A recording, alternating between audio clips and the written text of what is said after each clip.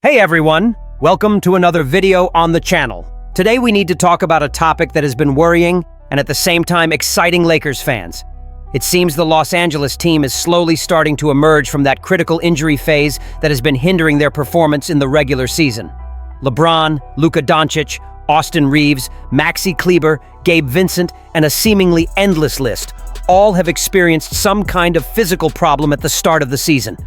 And although the results have been quite inconsistent, the good news is that the tide may finally be turning. But hold on, let's take it one step at a time. For much of the season, the Lakers simply couldn't maintain a stable rotation. Every game, an important player was out. And when you have your main star, LeBron James, dealing with an injury and missing important games, the entire team structure falters. His absence, coupled with those of Austin Reeves and Luka Doncic, severely disrupted the team's chemistry, and this was reflected on the court. In recent games, we've seen a visibly tired team, lacking rhythm and, to be quite honest, even displaying an apathetic attitude in some matches. The recent loss to the Atlanta Hawks was one such example. A game in which the Lakers simply couldn't impose themselves, even facing an opponent without Trae Young, without Jalen Johnson, and with other important players also out. It was a game that, on paper, they should have won, but which ended up slipping away precisely because of the lack of intensity and, of course, the absences in the roster. But before everyone panics, it's important to understand the context. The Lakers' recent trip was demanding, and the team is coming off a series of away games with several players returning from injury, still lacking rhythm.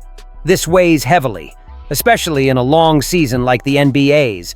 Coach J.J. Redick himself, who, incidentally, has been trying to implement a faster, more offensive style, commented before the game against the Hawks that the main focus now is on getting everyone back to full fitness, and it seems things are starting to align. Yesterday, for example, we saw Maxi Kleber's return to the regular season. He may not be the most media-savvy name on the roster, but he's an important piece in the defensive rotation, especially when the team needs versatility in the paint. And his return is a good sign. It means that, little by little, the Lakers' medical department is getting things back in order. Furthermore, the news about LeBron is encouraging. According to reports, he should be back in 1 to 2 weeks. Redick himself made it clear that the recovery is going well, and that the plan is to avoid any unnecessary risks. The priority is to have LeBron at 100% for the final stretch of the season and, of course, the playoffs. It makes perfect sense. Nobody wants to repeat the 2023 scenario when the team arrived physically exhausted in the decisive phases. Now, another point that has been drawing attention is the case of Austin Reeves. He was out for about a week due to a mild strain in his right groin. Initially, the diagnosis was a sprain, but later exams confirmed that it was indeed a grade 1 strain. That is, the mildest possible level. Even so, the team decided to act cautiously to prevent the problem from worsening. And this is fundamental. Muscle strains, even mild ones, can become serious injuries if the player returns too soon. We've seen this happen several times in the NBA. So, the Lakers are right to give Reeves time to fully recover. According to Redick himself, he is practically pain-free and should return on the next 5-game road trip, which ends on November 15th in Milwaukee. And let's face it, it's better to lose a game or two now than risk a relapse and be without him for a month. Austin is an essential piece in the rotation. He brings balance, energy, and is one of the most reliable playmakers when LeBron isn't on the court. His duo with Luka has enormous potential, but so far they've shared playing time together in very few games. Speaking of Luka Doncic, the Slovenian isn't 100% either. He's been dealing with a slight finger injury and some discomfort in his leg, but he should continue playing. Nothing serious, according to medical reports, but something that has clearly limited him a bit. And yet, even without being at his physical peak, Luka has been holding his own and keeping the team competitive. Now, if we look at the big picture, the scenario isn't as bad as it seems. The Lakers have a record of 7 wins and 3 losses. Sure, they could be 8-2, especially after that game against the Hawks, but considering the number of absences and the lack of rhythm of several players, this start is more than acceptable. What we can't do is create panic because of an isolated loss, the sequence of games that comes up next. The team also helps. After the matchup against the Charlotte Hornets, which, let's face it, isn't the most dangerous opponent, the team faces the Oklahoma City Thunder, the New Orleans Pelicans, and then the Milwaukee Bucks. It's a challenging sequence, but also a great opportunity to test the strength of the roster with the return of some players. And that's where the central point of this analysis comes in. The Lakers need to prioritize the players' health now. The goal isn't to win against Charlotte or OKC or even the NBA Cup tournament. The focus has to be on the championship as a whole. Because in the end, what really matters is arriving in the playoffs in one piece. And for that, the team needs to be healthy and have good chemistry. If LeBron returns in 2 weeks, if Austin returns on this next road trip, and if Luka can stay healthy, the Lakers have everything to get on a roll.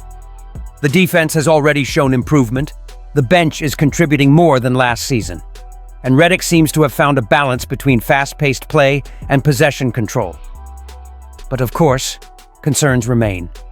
The team's game rhythm without LeBron is noticeably more sluggish.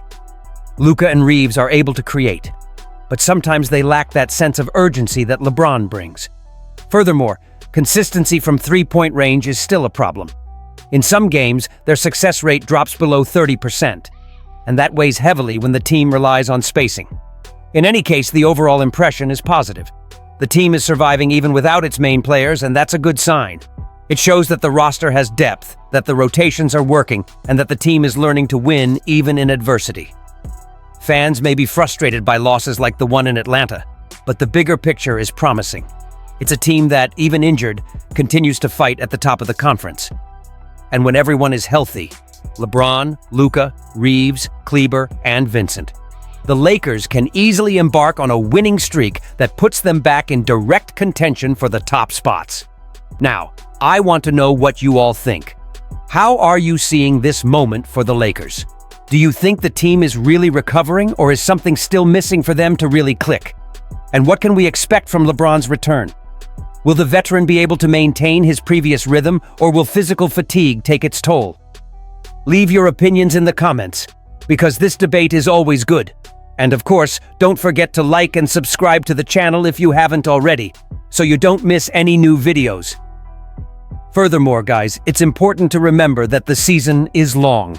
The team still has time to adjust, recover injured players, and build a solid foundation. The beginning may have been turbulent, but the signs of improvement are there. And if the roster finally manages to get healthy, there's no doubt the Lakers will be one of the most dangerous teams in the league. So that's it, folks. Thanks for watching until the end. I hope you enjoyed the video, and we'll see you in the next analysis. Until next time, and may there be more peaceful days for Los Angeles fans.